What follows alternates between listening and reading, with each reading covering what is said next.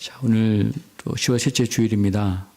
주일 맞이해서 하나님 앞에 예배 기회에 나온 우리 모든 성도님들에게 또 하나님의 위로와 또 은혜와 평강이 넘치는 그런 복된 시간 되기를 간절히 소망합니다. 오늘 절망하지 않습니다라는 제목으로 열왕기하 25장 말씀 내용으로 말씀을 나누기 원하는데요. 우리가 절망이라는 단어 여러분 그래도 어떤 의미인지 다 아실 것입니다. 절망은 물론 우리가 좋은 의미는 결코 아니죠. 사전적인 정의를 찾아보면 바라볼 것이 없게 되어 희망을 끊어버린 상태라고 이렇게 사전에 정의가 되어 있습니다. 또 다른 어떤 글에 보니까 우리가 절망과 또 비슷하게 사용하는 단어 중에 포기라는 단어가 있는데요. 이 절망과 포기는 또 상통하는 부분이 있지만 또 이 절망과 포기가 좀 다른데 포기는 우리가 해봐야 안 될 것 같은 그런 상황 속에서 어떤 전략적으로 어떤 것을 포기하고 다른 길을 모색하는 수단이 될 수도 있지만 이 절망이라는 것은 어떤 수단이 될 수가 없고 모든 길이 막혔을 때 하는 것이 바로 절망이다라고 이렇게 표현하고 있습니다. 또 우리가 절망하면 또 우리가 이 슬픈 감정과도 연결됩니다. 근데 또 거기서 보면 이 슬픔과도 좀 다른 것은 우리가 슬픈 감정을 느낄 때는 우리가 눈물을 흘리면 기분이 나아지고 좀 치유되는 느낌이 들지만 이 사람이 절망할 때가 되면 정말 눈물조차도 나오지 않는다라고 이렇게 설명하고 있습니다.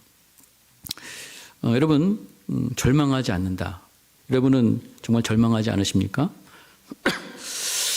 물론 제가 이 제목을 이렇게 정하면서 요즘에는 이 언어의 유희 또 이 언어를 가지고 이렇게 좀 유머러스하게 하는 그런 경우들을 간혹 보는데 그래서 제가 이 절망하지 않는다는 제목을 졌을 때는 제가 지금 설명해드린 어떤 그런 절망의 어떤 의미로 제가 사용하지 않았습니다.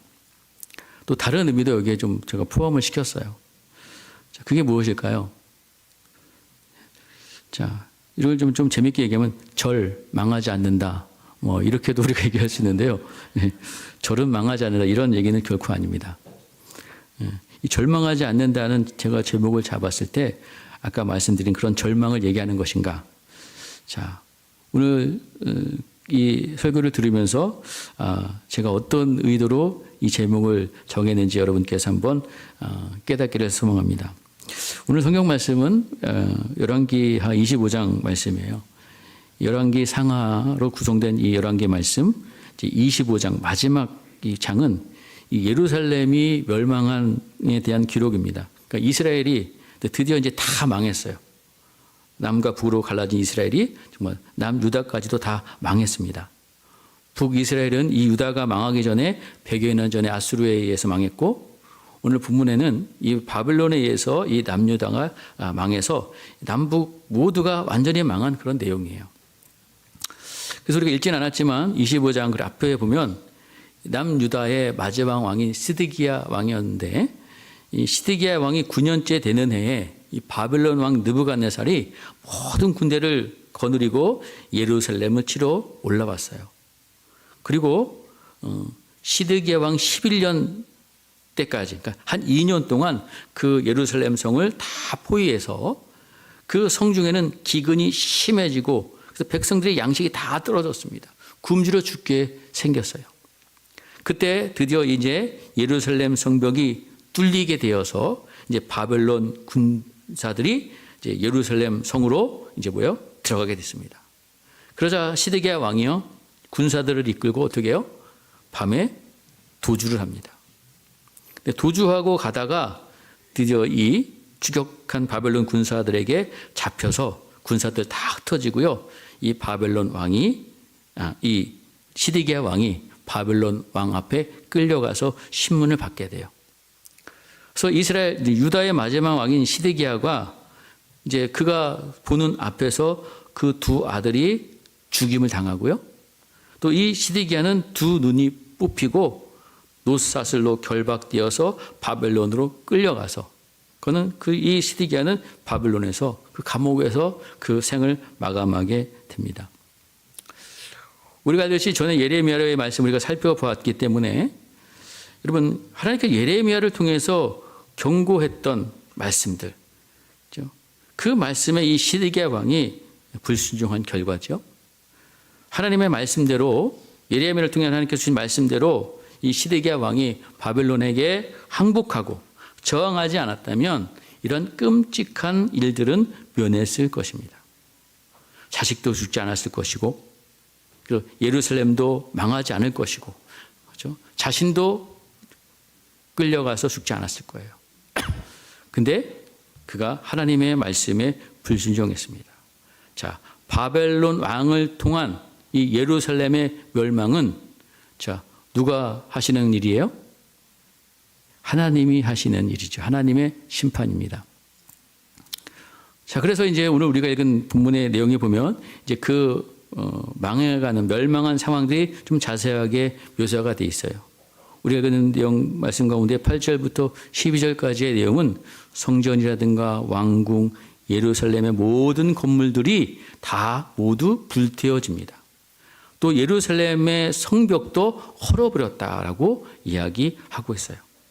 또 성중에 살아남은 사람들, 또 항복한 사람들 다 포로로 바벨론으로 끌려갔고, 그 중에서 아주 비천한 사람들만 남겨두어서 그 유다에 있는 그 포도원들을 가꾸고 농사를 짓도록 했다는 겁니다. 자, 이렇게 바벨론이 이렇게 한 것은 이 나라를 완전히 무너뜨려서 이 유다가 다시는 독립하거나 반란을 일으킬 수 없도록 이렇게 만든 거예요. 완전히 힘이 없는 나라. 이제는 이 유다는요, 어떻게 보면 나라가 아닙니다. 바벨론이 다스리는 한 지방, 어쩌면 이 시골처럼 만들어 버렸어요. 그런 끔찍한 심판을 이 예루살렘이 경험하게 되었던 거죠. 자, 13절부터 17절까지의 내용은 이제 예루살렘 성전을 파괴하는 장면이 나옵니다. 성전을 바벨론의 군사들이 다 파괴하고요.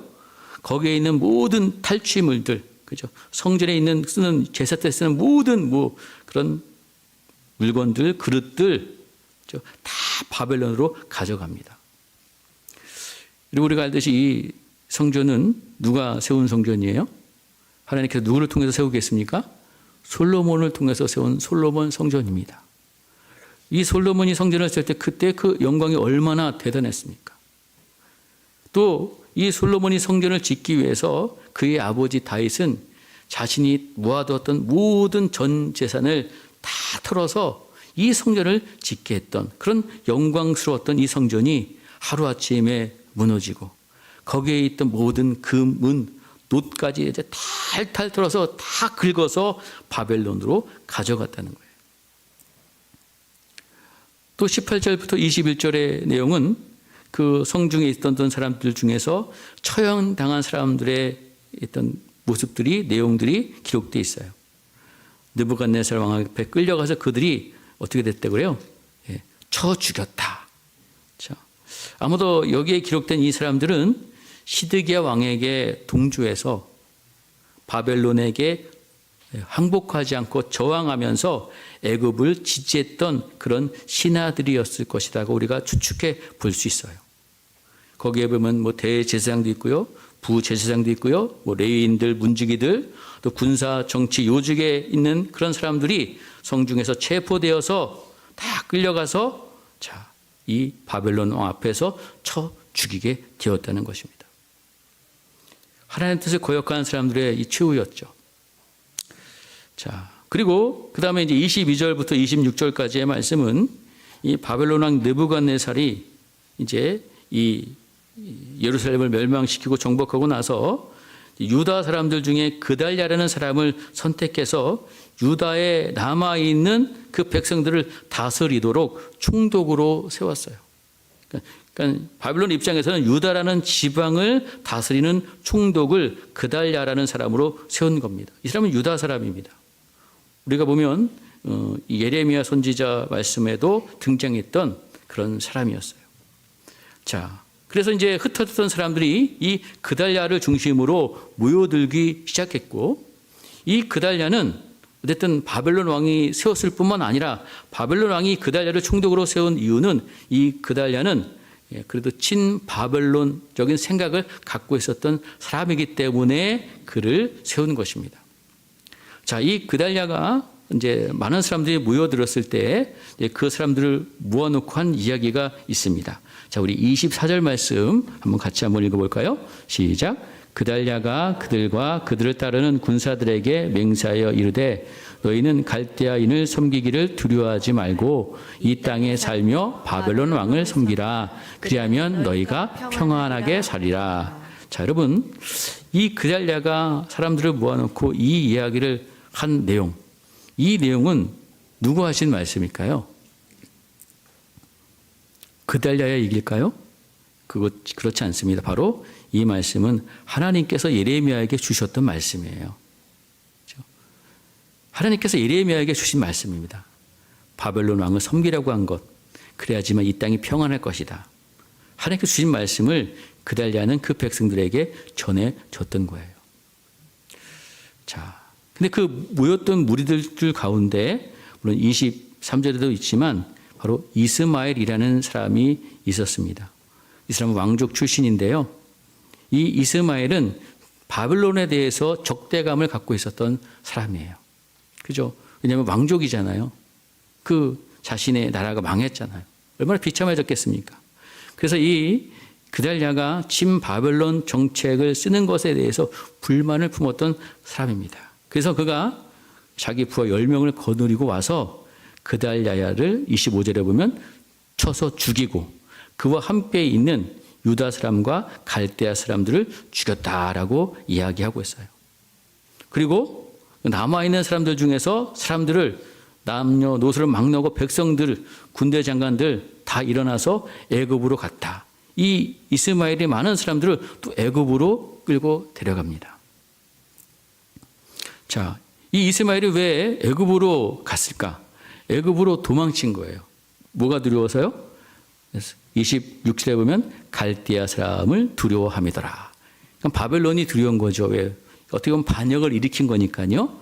바벨론에 의해서 보복을 당할 것이 두려워서 이 이스마엘이 많은 사람들을 데리고 애굽으로 도망친 내용이 바로 26절까지의 말씀이에요. 자, 여러분, 오늘 이제 본문에 보면 이제 드디어 유다가 망하게 되는데 다시 1절, 21절 우리가 끝부분에 보면요. 이와 같이 유다가 사로잡혀 본토를 떠났더라라고 이야기하고 있습니다. 본토를 떠났다. 그 본토는 어디죠? 본토가 어디예요? 하나님께서 이스라엘 백성들에게 주신 가나안 땅, 약속의 땅이죠. 여러분, 그들이 여기서 떠났다는 것은 떠난 게 아니죠. 쫓겨난 거예요. 자, 이 땅은 하나님께서 아브라함과 이삭과 야곱에게 약속하신, 그리고 그 약속대로 하나님께서 애굽 땅에서 종살이 했던 이스라엘 백성들을 거기서 끄집어내서 이 광야에서 40년 동안 그들을 훈련시키시고 이제 그들이 가나안 땅에 들어가서 정복해서 살게 하셨던 그 땅인데 이제 드디어 그 땅에서 북이스라엘은 아수르의 망에서 쫓겨났고 또 이 남유다는 바벨론의 망에서 지금 쫓겨나게 된 겁니다. 그리고 바벨론에 끌려갔지만 지금 일부는 어디로 도망갔다 그래요? 애굽으로 도망갔다라는 내용이 오늘 본문의 내용이에요. 그럼 무엇 때문에 애들이 이렇게 그 본토에서 쫓겨났을까요? 무엇 때문입니까? 하나님의 심판이죠. 자, 하나님의 말씀에 순종하지 않았고 하나님의 뜻대로 살지 않았기 때문에 이렇게 된 것입니다. 그래서 마지막까지 하나님께서는 신실하신 하나님께서는 예레미야를 통해서 항복해라. 그러면 너 살 수 있어. 그 땅에 머물 수 있어. 라고 아무리 외쳤지만 듣지 않았습니다. 그래서 그들이 진짜 나라가 망해서 다 쫓겨가는 수모를 겪게 된 겁니다. 여러분, 하나님의 뜻은 무엇일까요? 하나님의 뜻은 하나님의 나라를 이루는 것입니다. 자, 여러분 우리가 알듯이 하나님께서 이스라엘 백성들을 하나님의 백성으로 삼으셔서 이 백성들이 하나님의 백성, 하나님의 나라가 되기를 원하셨어요. 이 백성들과 출애굽기에 보면 그들과 언약을 세울 때 보면 너희는 어떤 나라가 되려고 하셨을까요? 너희는 제사장 나라가 되어야 된다라고 말씀하신 겁니다. 자, 근데 여러분 이 백성들이 그 하나님의 뜻을 이루지 못한 거죠. 자, 여러분 하나님의 뜻은 뭐라고요? 하나님의 나라를 이루어 가시는 거예요. 저와 여러분을 향하신 하나님의 뜻은 무엇일까요? 뭐예요, 여러분? 하나님의 나라를 이루어 가시는 거예요. 그 뜻이 어디에 여러분 우리가 잘 알도록 기록되어 있는지 아세요? 어디에 있습니까? 여러분이 매일 하는 그 기도 속에 있어요. 어디 있어요? 주기도문 안에 있습니다. 그렇죠? 주님의 나라가 임하시옵소서. 누구를 통해서? 우리를 통해서 임하시는 것, 이게 하나님의 뜻이에요, 여러분. 아셨습니까? 이스라엘 백성들이 그 뜻을 이루지 못했어요. 그래서 그들이 그 약속의 땅에서 쫓겨났습니다. 가나안 땅에 살면서 하나님을 섬기고 하나님을 왕으로 섬기면서 하나님의 통치를 받으면서 하나님의 중심은 나라, 그 나라가 되기를 원하셨는데 이 백성들이 가나안 족속을 본받고 이방 사람들의 풍속을 쫓아서 하나님 자리에 뭘 갖다 놨어요? 우상을 탁하니 갖다 놓고 우상을 섬긴 거예요. 하나님의 나라는 하나님의 영광이 나타나고 하나님의 뜻이 이루어지는 하나님의 왕이 되어서 통치하는 나라가 되어야 하는데 그것을 이 백성들이 실패했던 것입니다. 그들이 죄악으로 가득 찼지요. 우상 숭배가 가득했지요. 하나님께서는 더 이상 그들을 용서하실 수 없는 그런 상황까지 그들이 갔기 때문에 결국은 그들이 이 가나안 땅에서 쫓겨나게 되었던 거예요. 그래서 이렇게 망한 겁니다. 여러분, 우리가 성경 말씀이 쭉 이렇게 기록되어 있는데요. 우리가 성경 말씀이 시간적으로 기록되어 있지는 않습니다. 시간이 왔다, 우리가 창세기부터 우리 말라기까지 우선 구역만 보더라도, 그죠? 39권의 성경이 시간별로 기록된 것이 결코 아니에요. 그러니까 이 성경을 연대기적, 시간적으로 읽으면 이 순서가 좀 많이 바뀝니다. 자, 오늘 우리가 읽은 이 열왕기하 25장, 그죠? 21절까지의 말씀, 그때쯤에 우리가 어떤 성경이 거기에 딱 자리를 잡으면 적당할까? 여러분 혹시 아실까요? 어떤 성경이 거기에 딱 놓이면 좋을까요? 어떤 성경이요? 자, 우리가 지금 새벽마다 살펴보고 있는 바로 에레미야 애가의 말씀이 거기에 딱 자리를 잡으면 돼요. 자, 여러분 에레미야 애가의 말씀이 뭡니까? 바로 이 유다가 망해서 성전이 무너지고 이 예루살렘이 완전히 망하고 이 백성들이 포로로 잡혀가는 이 상황 속에서 절망과 탄식을, 그죠? 노래했던 내용이 바로 이 예레미야 애가의 내용이거든요. 바로 이 자리에 딱 잡는 것이 시간적으로는 딱 맞습니다. 망한 이 상황, 나라가 망한 상황 속에서 그것을 바라보면서 이 에레미야 애가를 쓴 저자가 탄식하면서 절망 중에 부르짖었던 노래가 바로 예레미야 애가예요. 자, 여러분, 그리고 나서 우리 열왕기하 25장 마지막 말씀에 보면 27절부터 30절까지의 말씀인데, 거기에 보면 어떤 말씀이 기록되어 있냐면 여호와긴 왕이 석방된 이야기가 기록되어 있습니다. 그러면 여호와긴 왕은 누구냐? 바로 이 남유다가 망할 때의 왕이 누구였다 그랬어요? 시드기야 왕이죠. 시드기야 바로 전에 왕이었던 사람이 바로 여호와긴입니다. 자, 이 여호와긴은 시드기야의 뭐예요? 조카였어요. 시드기야가 삼촌이었어요. 바벨론이 쳐들어와서 이 여호와긴을 어떻게 했어요? 바벨론으로 사로잡혀가고 먼저 시드기야를 왕으로 세웠는데 이 시드기야가 이제 배반하는 바람에 이제 바벨론이 들어와서 완전히 망하게 한 거거든요. 자, 여러분, 이 시드기야가 11년에 유다가 망했으니까 지금 이 여호와의 왕 여호와긴이 사로잡혀간 지 37년, 곧 바벨론 왕 에윌 무로닥이 즉위한 원년 12월이라는 이런 숫자를 봤을 때 아마도 이 유다가 망한 지 지금 시간이 어느 정도 됐을까요? 예, 이게 계산해 보면 한 26년이 지난 거예요. 26년이. 왜? 시드기야가 11년째 망했으니까. 그렇죠? 지금 유다가 망한 지 26년이 지난 겁니다. 그러니까 지금 앞의 내용과 지금 이 27절의 내용은 시간적으로 보면 한 20여 년이 지금 차이가 나는 거예요. 여러분, 이 열왕기를 쓴 저자가 솔직히 그 여호와긴 이야기, 여호와긴 왕의 이야기 솔직히 굳이 기록할 이유가 없어요. 그냥 이렇게 망했다 끝내도 됩니다. 근데 지금 이 바벨론 왕 에월 무르닥이 즉위한 이 원년에 이 여호와긴이 감옥에서 풀려났다는 얘기를 그 마지막에 딱 자리에 뒀도록 하고 있다는 거죠. 자, 그래서 여호와긴이 옥에서 어떻게 했어요? 풀려났다고 얘기했죠. 그리고 그의 머리를 들게 했다. 이 표현은 그의 모든 명예의 지위를 회복시켜 주었다는 겁니다. 그래서 28절에 보면은 그에게 좋게 말하고 잘 대우해 줬다는 얘기고요. 그의 지위를 바벨론의 그와 함께 있는 모든 왕의 지위보다 높였다라고 얘기합니다. 또 죄수의 의복을 벗겨주고 일평생 항상 왕의 앞에서 양식을 먹게 하였다. 그러니까 왕처럼 대우해 준 거예요. 그리고 30절에 그가 쓸 것을 날마다 왕에게서 받은 양이 있어서 종신토록 끊어지지 아니하였다라고 이야기합니다. 그러니까 바벨론 왕이 이 여호와긴 왕을 아주 극진하게 잘 대우해 줬어요. 적국에서 잡아온 왕인데 이 여호와긴 왕에게 자유를 주고 왕의 지위를 회복시켜주는 그런 대우를 하고 있다는 거예요. 여러분, 오늘 말씀의 내용이 바로 그런 내용입니다.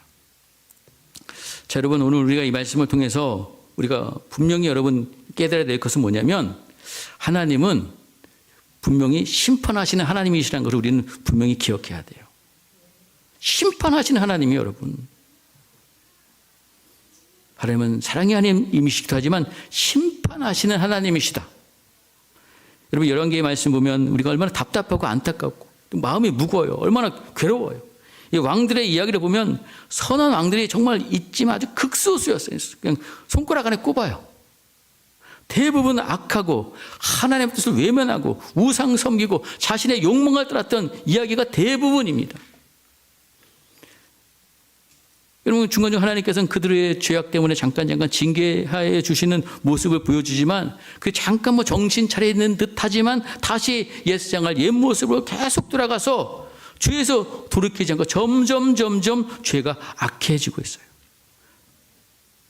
하나님께서는 그냥 막대기로 사용하시는 하나님께서 이제는 더 이상 그 막대기를 내려놓으시고 뭘 드시는 거예요? 심판의 칼을 드신 거예요. 그래서 그들이 그동안 의지하고 믿었던 헛된 것들, 믿고 의지했던 모든 것들 하나님께서는 다 빼앗으시고 다 허무시고 다 무너뜨렸어요. 그들이 의지했던 그 성전까지도. 자, 그리고 그들이 이제 다 포로로 잡혀가는데 여러분, 포로로 잡혀갈 때 여러분 어떻게 잡혀갈까요? 다 우리 시드기야도 그랬죠. 사슬에 묶입니다. 그리고 여러분, 포로들은 그 당시 어떻게 했는지 아세요? 다 어떻게 했어요? 옷을 다 벗겼어요. 그래서 여러분 포로예요, 포로. 우리 포르노가 여기서 유래된 거예요. 다 벗긴 거예요. 그렇게 비참하게 수치스럽게 포로가 되어서 다 끌고 갑니다. 여러분, 왜 하나님께서 이 백성들, 하나님의 백성들이었고 하나님께 사랑하는 백성들이었는데 왜 이렇게 이런 일들을 그들에게 허락하셨을까요? 하나님은 뭐 하시는 하나님이라고요? 심판하시는 하나님이라는 거예요. 누구도, 하나님의 백성도 심판하시는 하나님입니다. 그럼 죄가 얼마나 무서운 것인지, 그럼 하나님은 정말 참고 계셨어요. 하나님, 여러분 지금도 여러분 참고 계셔요. 죄를 지을 때는 이 정도쯤 괜찮을 거야 우리가 생각합니다. 심판? 나는 상관없다고. 난 그래도 지금 그래도 주일날 교회는 나가고 있잖아. 나는 안전할 거야. 지금 이 정도로 적당히 살아도 된다는 생각. 여러분, 이거는 다 누가 가져다 주는 생각일까요? 사단이 가져다 주는 거짓된 평안입니다. 거기에 우리는 결코 속지 말아야 돼요. 여러분, 죄는 분명히 심판을 낳습니다. 그 심판이 생생한 현실이 될 수 있을 수 있다는 것을 우리는 기억해야 돼요.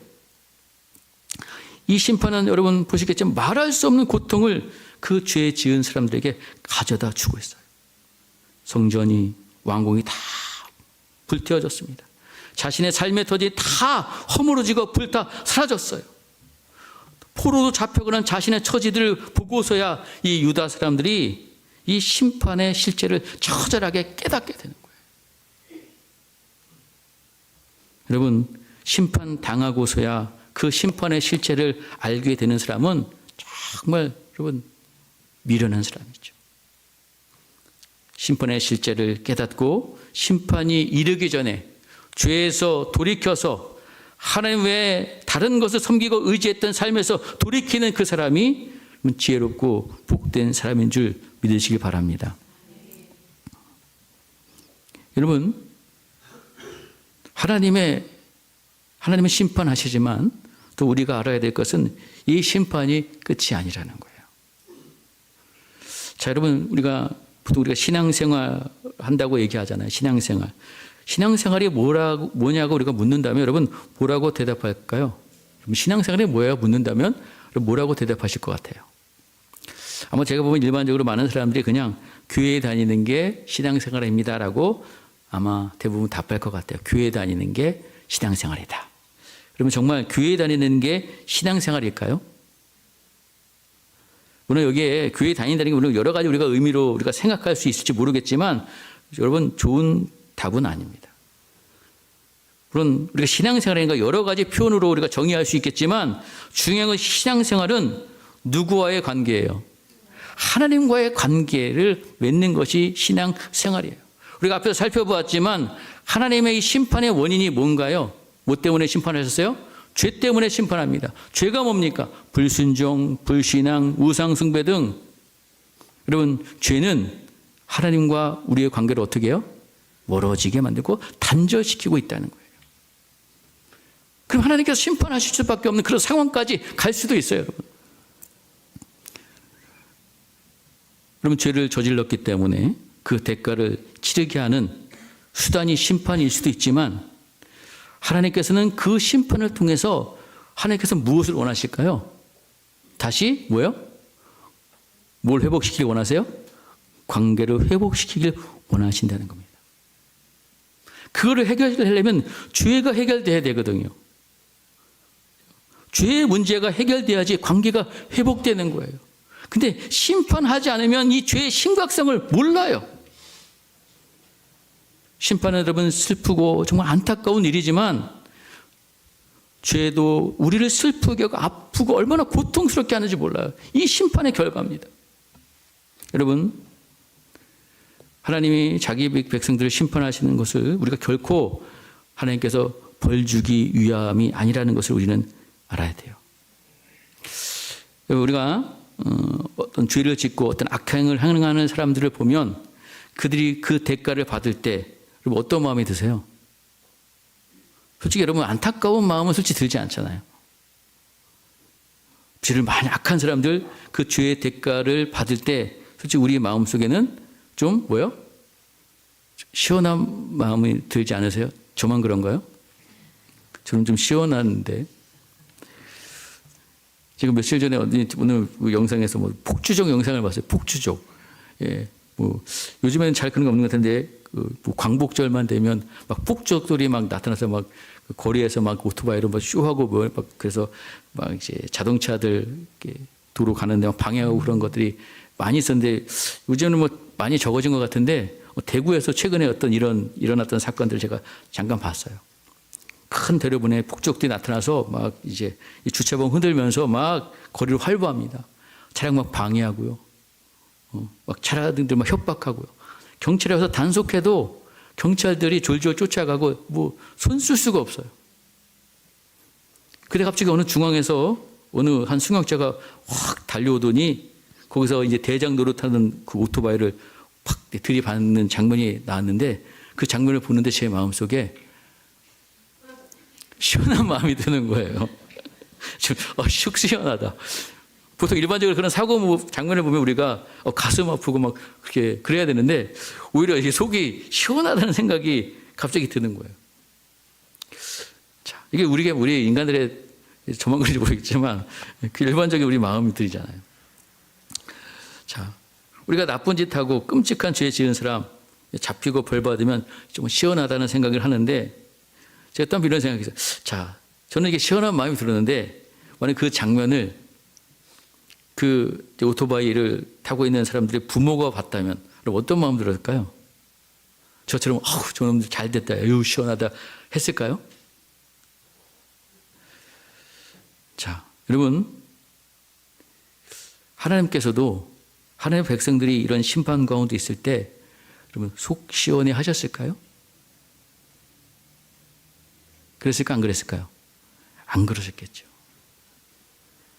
우리가 하나님의 우리 잘 모르면 하나님도 우리가 같을 것이라고 생각하는데 여러분 하나님은 결코 그런 분이 아닙니다. 하나님은 정말 고통 속에서 정말 가슴 아파하시면서 이스라엘 백성들을 심판하고 계신 거예요. 그럼 심판하지 마시지. 아니에요. 심판하셔야 되는 거예요. 왜? 심판 뒤에 다른 것이 있기 때문에. 여러분 심판이 절망스럽고 고통스럽고 모든 것이 끊어진 것 같은 그런 상황인 것 같지만 여러분 심판 안에는 하나님의 섭리가 있죠. 자기 백성을 향한 하나님의 뜻이 거기에 있습니다. 그 하나님의 뜻이 바로 뭐라고요? 관계를 회복하기 위해 하시는 거예요. 심판하시는 이유는 다시 그것을 통해서 고통스러운 순간이지만 백성들도 고통스럽고 그 하나님은 얼마나 더 고통스럽겠어요. 바로 회복시키기 위해서 바로 하나님께서는 이 심판을 하실 수밖에 없다는 거죠. 여러분 심판을 경험해야지만 심판의 처절한 고통을 통해서 그들은 뭘 깨달아요? 죄의 심각성을 깨닫습니다. 죄에서 돌이켜야 해서 하나님을 향한 삶을 살도록 하시는 것이 바로 하나님의 심판의 목적이라는 거예요. 그럼 그래서 이 이스라엘 백성들이 이렇게 망하고 나서 심판받고 나서요. 왜 우리가 이렇게 심판받는 민족이 되었지? 그걸 찾기 시작했어요. 원인을 찾기 시작했어요. 왜 하나님이 왜 우리를 이렇게 버리셨지? 그 해답을 찾기 시작했어요. 그래서 그런 과정 속에서 쓰여진 것이 바로 뭐예요? 이 11개의 말씀이고. 그래서 여러분 당시에 그 유대인들이 처음으로 성경이라고 하는 그 성경을 그 당시에 이렇게 구체적으로 딱 성경으로 딱 만든 거예요. 물론 그 전에 이런 기록들이 여러 개 흩어져 있었겠지만 어떻게 우리가 하나님 바르게 섬길까? 왜 이러셨고 왜 우리가 그럼 다시 어떻게 하나님 바르게 섬길까? 자꾸 그것을 연구해서 그들이 만들어낸 것이 이 하나님의 말씀들을 이렇게 모아서 그들이 이 말씀을 통해서 뭐 했을까요? 계속해서 뭐 했어요? 신앙교육을 해나간 거죠.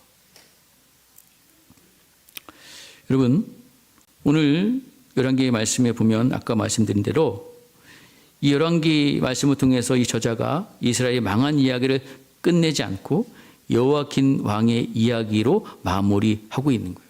이게 여러분 매우 중요하기 때문에 여기에 기록해 놓은 거예요. 우리가 성경은 하나님의 감동으로 성령의 감동으로 쓰여진 책입니다. 그냥 기록된 책이 아니에요. 포로지에 끌려와서 이 사람들에게 들려질 이야기를 기록하면서 그들에게 어떤 이야기를 듣고자 하게 원했을까요? 단순히 너희들이 하나님 심판받아. 너 이것 때문에 심판받았어. 너희들 죄 때문에 심판받아서 이 심판받아 마땅한 죄인들아 이걸 하고 이 내용을 끝낸 것이 아니거든요. 바로 이 여호야킨 이야기를 통해서 이 왕이 어떻게 됐어요? 감옥에서 어떻게 했습니까? 풀려났어요. 자유를 얻었어요. 지위가 회복됐어요. 하나님께서 예레미야를 통해서 약속하신 대로 너희들 포로주에서 70년이 지나면 우리도 분명히 이 여호와긴 왕처럼 하나님께서 우리를 회복시켜 주실 거야. 하나님의 백성으로 우리 지위를 회복시켜 주실 거야 라는 소망의 메시지를 주고 있는 거라는 것이죠. 여러분, 이것이 가능한 일일까요? 가능해요? 불가능해요? 가능하잖아요. 가능했잖아요. 우리는 성경을 보면 알죠. 여러분, 이것은 불가능한 일이 아닙니다. 누가 하시기 때문에? 하나님이 하시기 때문에. 여러분, 여호와 하나님은 전능하신 하나님이시기 때문에 이게 가능한 거예요. 우리 하나님은 시간과 공간을 초월해서 역사하시는 하나님이시기 때문에 충분합니다. 모든 만물을 창조하시고 주권하신 하나님, 우리 인생의 생사복을 또 민족의 흥망성쇠를 주권하시는 하나님께서 이스라엘 백성들을 출애굽하셨던 것처럼, 여러분, 출애굽할 때 가능했어요? 불가능한 상황에서 건져내셨잖아요. 바벨론의 포로들 가능할까요? 불가능한 상황이지만 하나님께서 하실 수 있다니까요. 그래서 하나님께서 예레미야를 통해서 미리 말씀하셨어요. 우리 예레미야 24장 우리 5절부터 7절까지의 말씀 한번 함께 읽어보겠습니다. 예레미야 24장 같이 시작. 이와 같이 말씀하시니라. 내가 이곳에서 옮겨 갈대아인의 땅에 이르게 한 유다 포로를 이 좋은 무화과 같이 잘 돌볼 것이라. 내가 그들을 돌아보아 좋게 하여 다시 이 땅으로 인도하여 세우고 헐지 아니하며 심고 뽑지 아니하겠고, 내가 여호와인 줄 아는 마음을 그들에게 주어서 그들이 전심으로 내게 돌아오게 하리니 그들은 내 백성이 되겠고 나는 그들의 하나님이 되리라. 아멘. 여러분, 이 예레미야 24장에 있는 말씀인데요. 이 말씀은 이 여호와긴, 지금 포로로 잡혀갔다가 지금 회복된 이 이야기의 왕이 포로로 잡혀갔을 때 하나님께서 시드기야가 왕이 되기 바로 그 직전쯤에 하나님께서 예레미야에게 환상 중에 주신 말씀이에요. 환상을 보니까 두 광주류에 무화과 나무가 열매가 이렇게 있었죠. 한쪽에는 아주 좋은 무화과 나무가 있었고 한 광주에는 아주 나쁜 무화과 나무가 있었어요. 그러면서 이 좋은 무화과 나무는 어떤 나무입니까? 열매들은 포로로 잡혀갔던 사람들이에요. 그래서 하나님께서 잘 돌보아서 내가 다시 이 땅으로 인도하여서 내가 세우고 걸지 아니하고 심고 뽑지 아니하겠다라고 말씀하시면서 7절에 뭐라 그랬어요? 내가 여호와인 줄 아는 마음을 그들에게 주어서 그들이 전심으로 내게 돌아오게 하리니 그들은 내 백성이 되겠고 나는 그들의 하나님이 되리라 라고 말씀하고 계세요. 아직 망하기 직전입니다. 그러나 그들이 포로로 잡혀간 망한 백성들을 향해서 하나님께서 이 말씀을 하고 계신 거예요. 자, 여러분, 오늘 우리는 이 말씀을 보면서 우리가 이런 절망스러운 상황 속에서 정말 나라가 그죠? 모든 삶의 터전이 망한 것 같은 이 심판의 상황 속에서도 우리는 어떤 자세를 갖춰야 되는지 우리는 한번 생각해 봐야 됩니다. 뿐만 아니라 심판의 상황이 아니더라도 우리의 삶 가운데 이런 절망스러운 상황이 있을 수 있어요.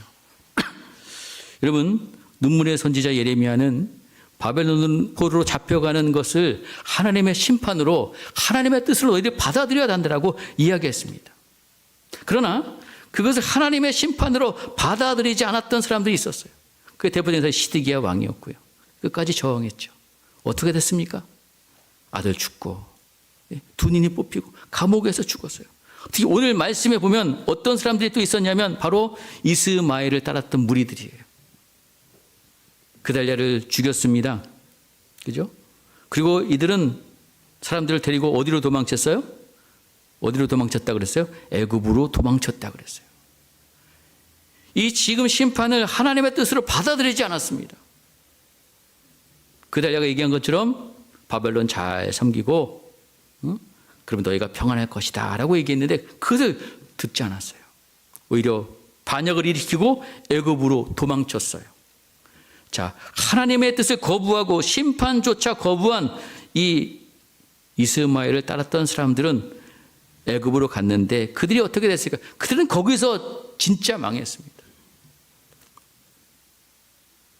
왜냐하면 바벨론으로 갔던 사람들은 다시 올 기회가 있었지만 이 애굽으로 간 사람들은 다시 올 수 있는 기회가 그들에게는 주어지지 않았어요. 그들은 다 거기서 망했습니다. 여러분, 하나님의 뜻을 거부하고 하나님의 심판조차도 거부한다면 그 삶은 정말 망하는 거예요. 진짜 망하는 거예요. 사랑하는 성도 여러분, 우리의 삶 가운데 찾아오는 여러 가지 죄에 대한 심판이 있다면 우리는 겸손히 그것을 받아들여야 합니다. 그 심판의 자리에서, 그 아픈 자리에서 우리는 누구를 바라봐야 돼요? 하나님을 바라봐야 된다는 거예요. 왜? 심판의 목적은 여러분 끝이 아닙니다. 진짜 우리를 망하게 하신 것이 아니에요. 죄에서 돌이켜서 하나님만 의지하고 하나님과의 관계를 회복하시려는 하나님의 계획이, 선하신 뜻이 거기에 있다는 것입니다. 여러분, 예레미야가 말씀을 보면 역사적인 어떤 비참한 그런 상황들을 시적인 언어로 묘사하고 있어요. 절망, 탄식이 거기에 담겨져 있습니다. 자, 예레미야가 2장 6절에서 7절까지의 말씀을 살펴보면 이런 말씀이 있는데요. 예레미야가 6절, 7절입니다. 한번 같이 한번 읽어볼까요? 시작. 주께서 그의 주막을 동산처럼 헐어버리시며 그의 절기를 피하셨도다. 여호와께서 시온에서 절기와 안식을 잊어버리게 하시며 그가 진노하사 왕과 제사장을 멸하셨도다. 여호와께서 또 자기 제단을 버리시며 자기 성소를 미워하시며 궁전의 성벽을 원수의 손에 넘기셨음에 그들이 여호와의 전에 떠들기를 절기의 날과 같이 하였도다. 자, 이 예레미야 애가를 기록한 저자가 이 망한 예루살렘의 이런 상황들을 이렇게 묘사하고 있습니다. 성전, 성벽 다 무너졌어요. 더 이상 그들은 하나님 앞에 뭐 절기를 드릴 수 없어요. 안식일 이런 거 지금 할 수가 없어요. 다 하나님께서 다 피하셨다라고 이런 상황들을 이야기하고 있습니다. 그러나 이런 절망의 상황 속에서도 이 예레미야 애가를 통해서 우리에게 뭐라고 말씀하고 계시냐? 자, 22장 18절 19절 말씀도 같이 한번 볼게요. 18절 19절 시작. 그들의 마음이 주를 향하여 부르짖기를 딸 시온의 성벽아 너는 밤낮으로 눈물을 강물처럼 흘릴지어다. 스스로 쉬지 말고 내 눈동자를 쉬게 하지 말지어다. 초저녁에 일어나 부르짖을지어다. 내 마음을 주의 얼굴 앞에 물 쏟듯 할지어다. 각기 어귀에서 주려 기진한 내 어린 자녀들의 생명을 위하여 주를 향하여 손을 들지어다 하였도다. 아멘. 예레미야 애가를 기록한 저자는 이 유다가 예루살렘 망한 이 참상을 보면서 절망하고 탄식하고 있지만 그 가운데 하나님 앞에 부르짖으다라고 외치고 있어요. 이 아까 우리가 읽었던 내용들을 우리가 세 번역의 성경에 보면 어떻게 얘기하고 있냐면 큰 소리로 부르짖어라. 밤낮으로 눈물을 강물처럼 흘려라. 쉬지 말고 울부짖어라. 내 눈에서 눈물이 그치게 하지 말지어다라고 외치고 있는 거예요. 그리고 온 밤 내내 시간을 알릴 때마다 일어나 부르짖어라. 물을 쏟아 놓는 것처럼 주님 앞에 내 마음을 쏟아 놓아라. 왜 주님 앞에 부르짖고 마음을 쏟아 놓으라고 할까요? 오직 하나님만이 지금의 모든 상황들을 회복시킬 수 있는, 그들을 구원할 수 있는 유일한 하나님이시기 때문에 이 예레미야 애가를 기록한 저자는 그렇게 기도하라고 하고 있는 것입니다. 사랑하는 성도 여러분, 우리가 하나님이 어떤 분이신지를 안다면 이 절망 속에서 우리는 뭐 할 수 있어요? 기도할 수 있는 겁니다. 우리가 이런 심판의 상황 속에서도 우리가 절망할 수는 있을지 모르겠지만 오늘 분명한 것은 우리는 절대 망하지 않는다는 거예요. 죄로 인한 심판뿐이 아닙니다. 여러분의 인생 속에서 여러 가지 고난과 실패 우리는 만나게 됩니다. 그럴 때 우리는 절망하기 쉽습니다. 오늘 심판 속에서 이스라엘 백성들을 향하신 하나님의 놀라운 섭리를 우리는 발견해야 되는 거예요. 저와 여러분도 하나님께서 하나님을 믿는 우리에게, 하나님을 믿는 마음을 우리에게 하나님께서 주신 거예요. 우리가 믿고 싶다고 저 믿을게요 해서 믿는 게 아닙니다. 하나님께서 이스라엘 백성들에게 여호와를 믿을 수 있는 마음을 주신 것처럼 우리가 예수 그리스도를 나의 구주로 믿을 수 있는 마음을 누가 주셨습니까? 그렇죠. 하나님께서, 성령께서 우리에게 주셨어요. 그 믿음으로 말미암아 우리는 하나님의 뭐가 되었습니까? 자녀가 되었습니다. 자기 아들을 십자가에 죽기까지 하면서 우리를 하나님의 자녀로 삼아 주셨는데, 그러면 하나님께서 우리를 소홀히 여기실 결코 없다는 거죠. 그리고 하나님과 이스라엘 백성들과의 관계는 여러분 어떤 관계예요? 하나님과 백성의 관계입니다. 왕과 백성의 관계예요. 그렇기 때문에 여러분 이스라엘 백성들 하나님 앞에 나가고 싶다고 나갈 수 있었습니까? 못 나갔어요. 대표로 누구만 나갔어요? 네? 제사장만 하나님만 나갈 수 있었어요. 근데 여러분 예수 그리스도를 믿는 우리들에게는 어떤 특권을 주셨어요? 하나님의 자녀가 되는 권세를 주셨어요. 우리는 아버지 앞에 특별할 때만 나가요? 불러야지만 나가요? 그럼 언제 나가요? 네? 항상 나갈 수 있어요. 여러분, 우리가 하나님을 여러분 오해해서는 안 됩니다. 우리가 하나님을 아는 일에 정말 힘을 써야 돼요. 왜? 하나님 우리가 모르기 때문에 하나님을 오해해요. 하나님은 어떤 분이십니까? 심판만 하시는 하나님이 결코 아니라는 거예요. 호세아 6장 1절에서 3절 말씀을 보면은요, 우리 한번 같이 한번 읽어보겠습니다. 호세아 6장 1절에서 3절 시작. 오라 우리가 여호와께로 돌아가자. 여호와께서 우리를 찢으셨으나 도로 낫게 하실 것이요 우리를 치셨으나 싸매어 주실 것임이라. 여호와께서 이틀 후에 우리를 살리시며 셋째 날에 우리를 일으키시리니 우리가 그의 앞에서 살리라. 그러므로 우리가 여호와를 알자. 힘써 여호와를 알자. 여기까지 읽을게요. 여기까지 읽을게요. 자, 여러분 하나님은 이처럼 우리를 지으셨고 우리를 지으셨을 뿐만 아니라 우리 모든 인생을 주관하세요. 특히 하나님의 자녀된 저와 여러분 하나님께서 여러분 책임져 주십니다. 여러분 하나님께서 모세 시대에 이스라엘 백성들의 이렇게 망할 것을 미리 예견하고 계세요. 그죠? 너희가 다른 신들을 섬기면 어떻게 될 거다? 쫓겨날 거야. 다 하나님께서 미리 다 예견하고 하신 말씀이에요.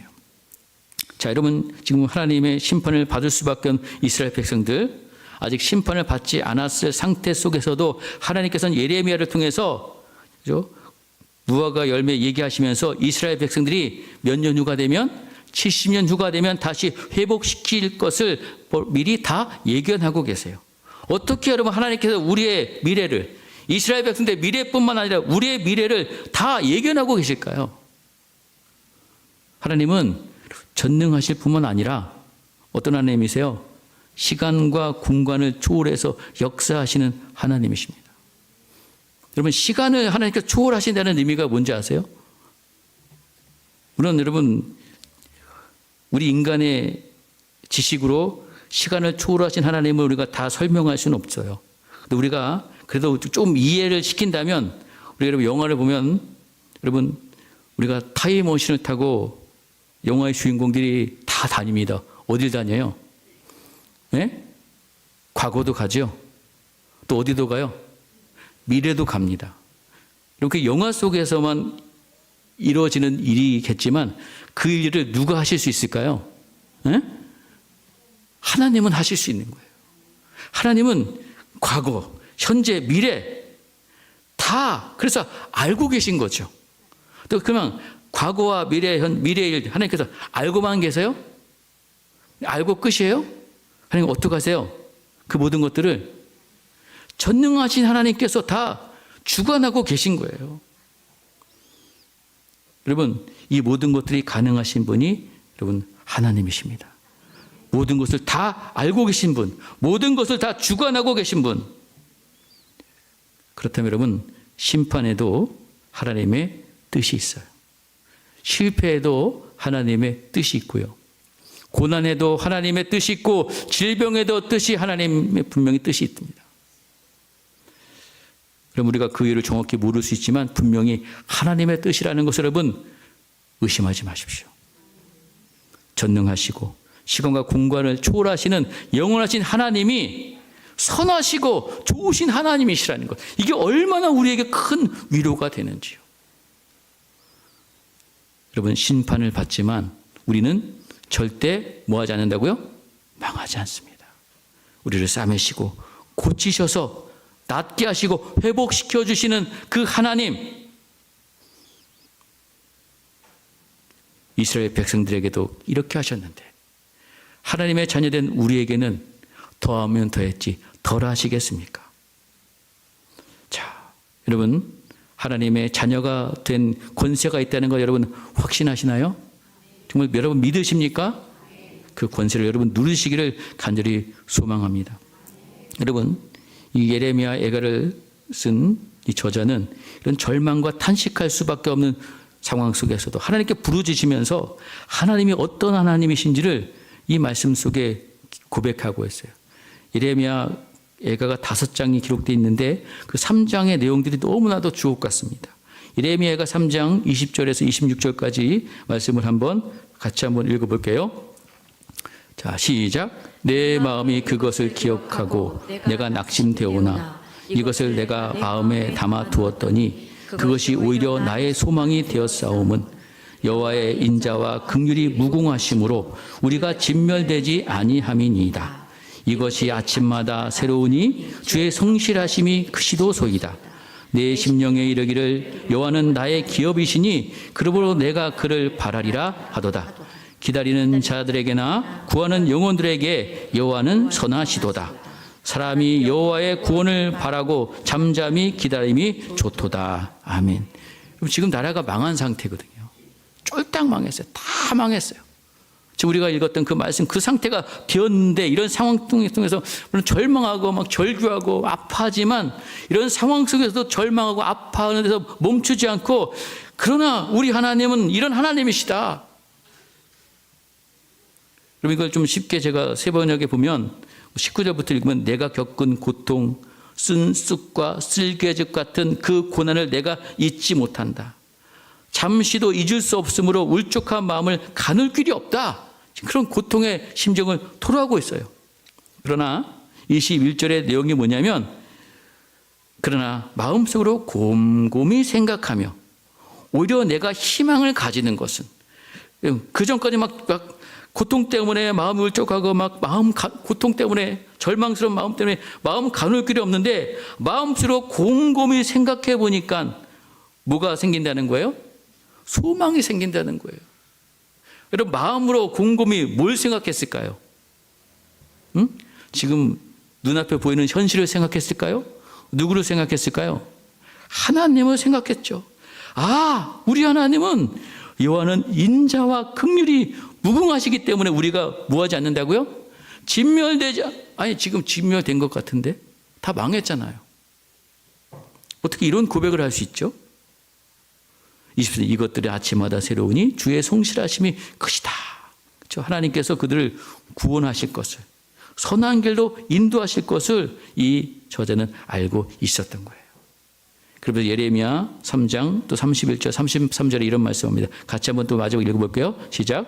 이는 주께서 영원하도록 버리지 아니하실 것이며 그가 비록 근심하게 하시나 그의 풍부한 인자하심을 따라 긍휼히 여기실 것임이라.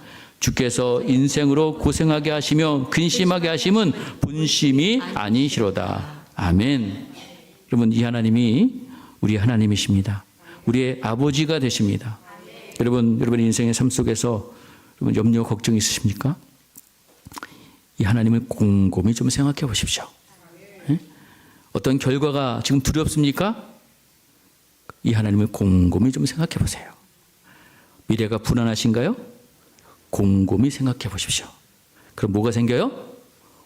소망이 생겨요. 모든 것이 다 누구에게 손에 있어요? 하나님의 손에 있습니다. 우리 하나님은 전능하시고 영원하시고 선하시고 인자하시고 성실하심이 크신 하나님이십니다.